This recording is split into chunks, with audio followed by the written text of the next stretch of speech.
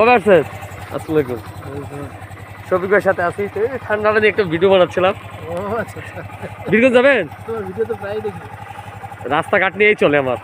তো ভালো আছেন? এইটুকু আমি ক্লিয়ার করার জন্য খুব চেষ্টা চালাচ্ছি। এই রাস্তাটুকু 1 কিলো বাজেট ছিল, বাজেটটাও ই করে ফেলছি, স্কুলে বাজেট। তো ঠিক আছে, যান, আলহামদুলিল্লাহ। আসসালামু আলাইকুম। হ্যাঁ, এই যে শফিক ভাই আর্মি ইনি কুয়েতে ছিল আমাদের সাথে 2004, 5, 7 একসাথে ছিলাম। আমি টেকনিশিয়ান, উনি আর্মিতে ছিল। তো রাস্তার এই যে পরিস্থিতি, এই যে কুয়াশা, রাস্তায় চলাচল করলে সকলের সাথে দেখা হয় ইনশাল্লাহ।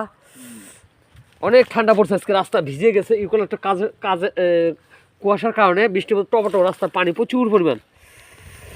তো তারা থাকেন, আমরা যাই কাজে। আমরা প্রতিবেশী একসাথে থাকি সবসময়, পাশাপাশি আছি। এই যে তারাদের বাসা হলো এদিক, এটা তারাদা মানে ম্যানেজার কাকার বাসা।